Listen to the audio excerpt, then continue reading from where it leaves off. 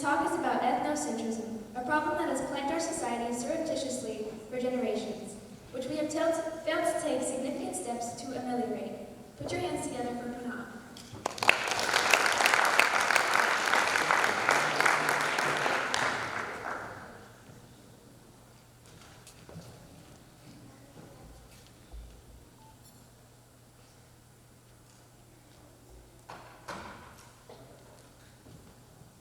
Many of you have probably heard the word ethnocentrism mentioned in one form or another, but have likely not paused to ponder its significance in our lives.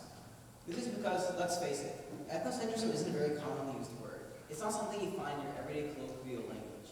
It's more of a level 5 men-being word. Now, the fact that it is not a very commonly used word does not stop ethnocentrism from being a major player in some of the significant issues that have become the norm of societal talk today.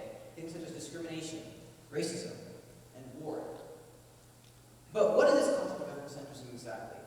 Well, put simply, it is the evaluation of another person's beliefs and customs based off of your own culture. In other words, it's tantamount to stereotyping. Now, why do we stereotype as humans? Where does this necessity come from? Well, to find the answer to this question, we have to look at the world from a scientific perspective.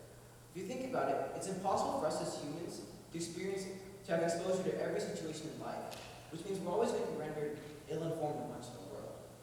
Now, even though as humans we're unable to experience everything in life, what we can do, and what we do on a daily basis, is solve problems. And we solve these problems typically by breaking them down piece by piece. The reason why this is pretty simple. We build these intricate systems, and we don't expect them to collapse all at once. The more likely scenario is that one of the numerous components of the systems has malfunctioned, and that is what's causing the complication. To provide you with the best example, I'm going to dive into the fields of engineering. If you had a car that refused to start, and you took it to the mechanic, and the mechanic broke it down, you'd probably likely find something wrong with the ignition. If you had a computer that refused to start, to boot up, and you took that to the mechanic, they'd probably find something wrong with the motherboard, the hard drive, the SSD. That's not the point.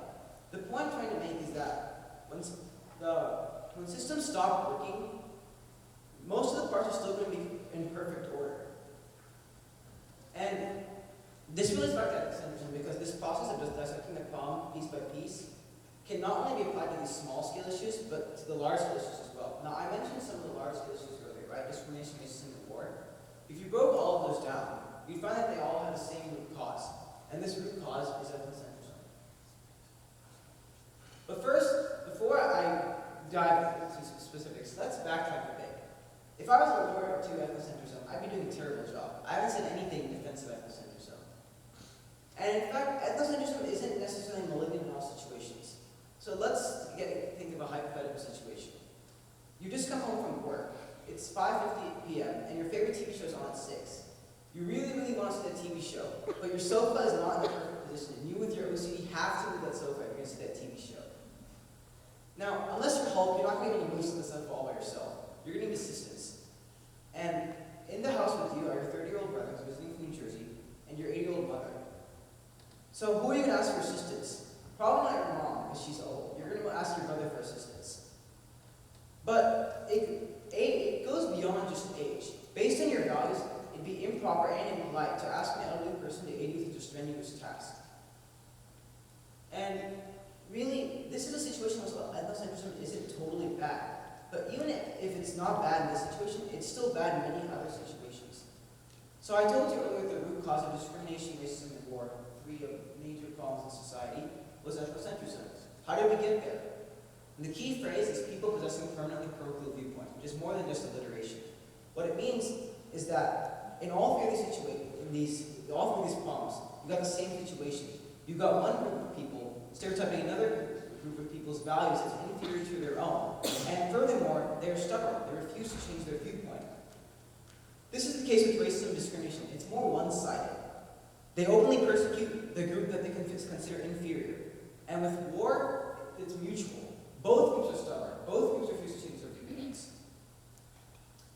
Now, these are definitely some major players in society. You guys not necessarily have experience with racism or discrimination. Now, the young minds have definitely had experience with this form of ethnocentrism that I'm going to talk about. But first, I want to dive into intentional versus unintentional ethnocentrism. Unintentional ethnocentrism is